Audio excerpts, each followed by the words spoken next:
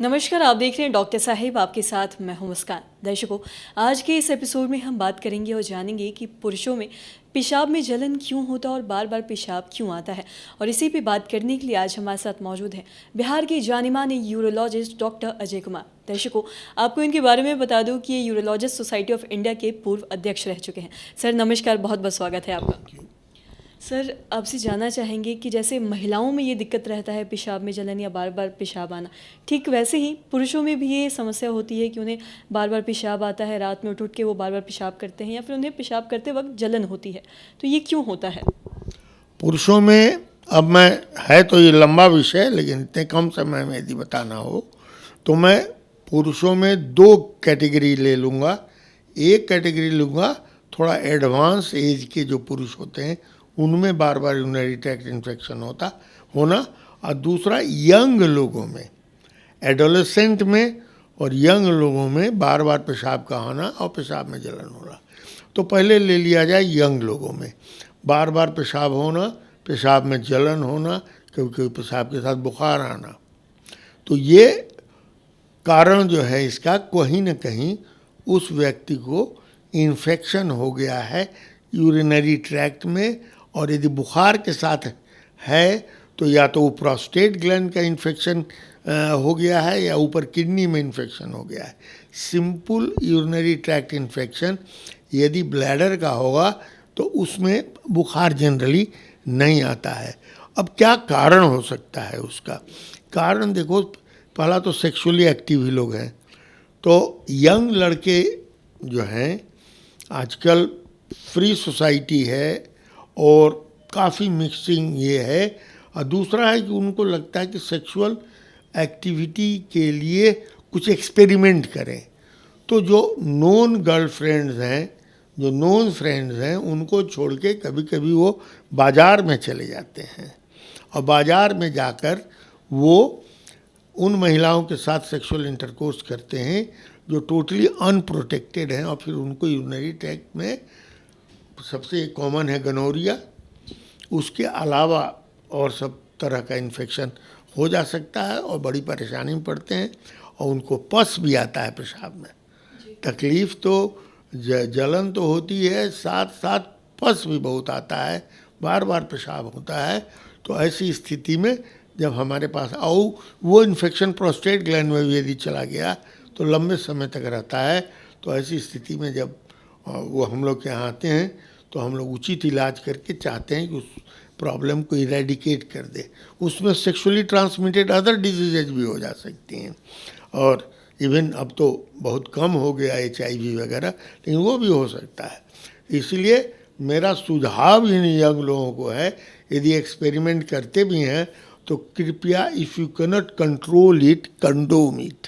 मतलब यदि आप नहीं सेक्सुअल इसको डिज़ायर को कंट्रोल कर सकते हैं तो कम से कम ऐसी एक्टिविटी करने में अपने को कंडोम लगाइए। अब आइए अन्य पुरुषों में। अन्य पुरुषों में एक प्रोस्टेटिक ग्लैंड होता है जो कि पेशाब के थैली के ठीक नीचे छोटी कसेली की तरह होता है। यूजुअल उसका वेट 15 ग्राम के करीब होता है और उसके सामने पेशाब का रास्ता रहता है। ये प्रोस्टेट ग्लैंड एक स्पॉन्ज की तरह ग्लैंड है, जिसको हम लोग रेसिमोज ग्लैंड कहते हैं, स्पॉन्जी ग्लैंड है, और वो बहुत हाईली वैस्कुलर ग्लैंड होता है। अब है कि कभी कभी उसमें इन्फेक्शन चला जाता है। अब इन्फेक्शन ब्लड बॉर्न भी हो सकता है। माने आदमी को कहीं और इन्फेक्शन हुआ शरीर में और वो घूमते घामते जा कर के प्रोस्टेट ग्लैंड में बैठ गया, या यूरिनरी ट्रैक्ट इन्फेक्शन हुआ, यूरिन में इन्फेक्शन हुआ, वो उसमें जाके बैठ गया, या पेशाब के रास्ते में थोड़ा आगे रुकावट है और उसमें जोर लगाया पेशाब करने में, तो यूरिन जो है, वो जो ग्लैंड्स है जिसमें पूरा माने स्पॉन्जी जो ग्लैंड है उसके अंदर यूरिन घुस जाता है, और यूरिन जरा सा भी इन्फेक्टेड होगा तो प्रोस्टेट ग्लैंड में इन्फेक्शन कर देगा। इन्फेक्शन के अलावा प्रोस्टेट ग्लैंड में ऐसे भी सूजन हो जाता है।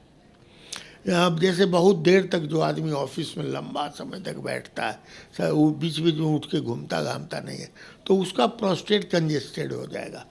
जो बहुत लोग जो काम भाग दौड़ का काम जिनको बहुत है, और मोटरसाइकिल बहुत चढ़ते हैं, माने राइडिंग करते हैं किसी चीज़ पर, तो उनके प्रोस्टेट ग्लैंड में चोट भी लगती रहती है। चूँकि ठीक है, स्क्रोटम के पीछे प्रोस्टेट ग्लैंड रहता है, पखाना के रास्ते के सामने, तो उसमें चोट लगती रहती है और वो कंजेस्टेड रहता है, तो सूजन के वजह से भी जलन होती है। तो एक हुआ बैक्टीरिया के वजह से सूजन, एक दूसरा हुआ ए बैक्टीरियल सूजन, और दोनों में सिम्टम एक ही होता है, जल्दी जल्दी पेशाब होना, रुक रुक के पेशाब होना, जलन होना पेशाब करने में, कभी कभी तो बुखार लग जाता है लोगों को। और ये सारी समस्याएं लेके हम लोग क्या जनरली लोग आते हैं, काफ़ी लोग हमारे यहाँ आते हैं यंग एज में, और फिर उनका ठीक ढंग से यदि इन्वेस्टिगेशन हो, और इसमें एक चीज़ ध्यान देना है, प्रोस्टेट ग्लैंड में यदि सूजन है जिसके चलते पेशाब में दिक्कतें आ रही हैं, तो जड़ से इसको ख़त्म करने की कोशिश करना चाहिए, क्योंकि प्रोस्टेट ग्लैंड जो है तो स्पॉन्जी ग्लैंड है, ऊपरे ऊपर इन्फेक्शन ख़त्म हो गया, लेकिन इसमें छोटा छोटा जो सेल्स रहता है उसमें इन्फेक्शन सो जाता है, और जब उसको अपॉर्चुन टाइम मिलता है, जिस समय वही भाग दौड़ ये वो सब ये हुआ, तो वो फिर फ्लेयर अप कर जाता है। कभी कभी जिन लोगों को डायबिटीज़ वगैरह होता है उनकी समस्या तो और बढ़ जाती है। डायबिटीज़ में तो चूँकि ऑलरेडी डायबिटिक हैं और उनको कंट्रोल नहीं है, तो वो जो बैक्टीरिया बैठा हुआ है उसको बढ़िया शुगर वाला भोजन मिलता है, अचानक फ्लेयर अप करेगा और बुखार ये सब लगता है, और प्रोस्टेट ग्लैंड में घाव हो जाता है जिसको कहते हैं प्रोस्टेटिक एब्सेस, जिसके चलते बहुत परेशानी में मरीज रहता है। एक सीरियस प्रॉब्लम है, हम लोग के यहाँ आता है, इलाज होता है, उसको सर्जिकली भी ड्रेन करना पड़ता है, पेशाब के रास्ते से जा कर के सफाई करनी होती है। अब ज़रा सा थोड़ा सा मैं बता दूं, जो लोग हायर एज ग्रुप में हैं तो उनमें प्रोस्टेट ग्रंथि बढ़ जाती है, उसमें सूजन नहीं होता, बढ़ती है प्रोस्टेट ग्लैंड, तो जिसको कहते हैं प्रोस्टेट ग्लैंड का बढ़ना, सब कोई कहता है, तो दो तरह से बढ़ती है, या तो नॉर्मल बढ़ जाती है, प्रोस्टेटिक एडिनोमा होता है, नहीं तो प्रोस्टेट ग्लैंड का कैंसर हो सकता है। दोनों स्थिति में यदि यूरिन ठीक से नहीं निकल रहा है पेशाब के रास्ते से, वो बढ़ करके रास्ता रोके हुए पूरा पेशाब नहीं हो रहा है, रात भर पेशाब करने जा रहे हैं, दिन में पेशाब करने जा रहे हैं, जाते हैं तो धुक के पेशाब हो रहा है, थोड़ा होता है रुक जाता है, थोड़ा होता है रुक जाता है, धुक का पेशाब होता है। ऐसी स्थिति में उनका यूरिन ब्लैडर पूरा क्लियर नहीं होता है। जब ब्लैडर पूरा क्लियर नहीं होता है तो क्या होगा, उसमें इन्फेक्शन यदि घुस गया तो निकल भी नहीं करे। जब तक पानी बहंतु नहीं है तब तक उस पानी में, तालाब के पानी में एक बार इन्फेक्शन गया तो तालाब गंदा होता चला जाएगा। यदि बहंतु पानी है तो आया भी तो बह गया। तो इन लोगों में वो पानी यदि नहीं दिया, बार बार यूरिनरी ट्रैक्ट इन्फेक्शन हो, पेशाब रुक के हो, कभी कभी बुखार भी हो जाए, किडनी पर असर हो जाए उसके चलते, बैक प्रेशर से किसी का तो हाल ये हो जाता है कि नहीं ठीक से इलाज कराता है, कहता है कैसा हूँ पेशाब कर लेंगे, और तो किडनी पर इफेक्ट हो जाता है, और किडनी फेलियर में भी वो लोग चले जाते हैं। तो उन लोगों की है कि तुरंत उनको जब यूरिनरी ट्रैक्ट इन्फेक्शन हो तो दिखाना चाहिए, और जो यूरोलॉजिस्ट है प्रॉपर एग्जामिनेशन करे, क्योंकि प्रोस्टेट ग्लैंड में यदि कैंसर है तो उसको भी समझना चाहिए कि इसमें कैंसर भी हो सकता है और नहीं कैंसर है। तो दोनों का इलाज अलग अलग है, लेकिन डायग्नोसिस का रास्ता एक ही है। उसी रास्ते से डायग्नोसिस करके शक होने पर, और फिर प्रोस्टेट ग्लैंड का अपना इन्फेक्शन, इसका इलाज यदि होगा तो साथ में कभी कभी कैथेटर लगा के छोड़ देना पड़ता है, इन्फेक्शन सब ड्रेन हो जाए, तब आगे फिर प्रोस्टेट ग्लैंड का ऑपरेशन करके उसका इलाज किया जाता है।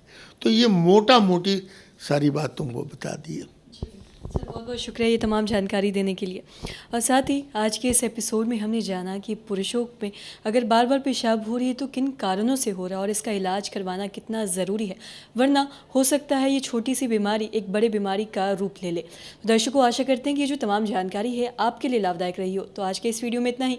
अगर आपने अब तक हमारे चैनल को सब्सक्राइब नहीं किया तो तुरंत कर ले, साथ ही हमारे फेसबुक पेज को लाइक करें। वीडियो देखने के लिए आपका धन्यवाद। नमस्कार, आप देख रहे हैं दूरदर्शन, सॉरी,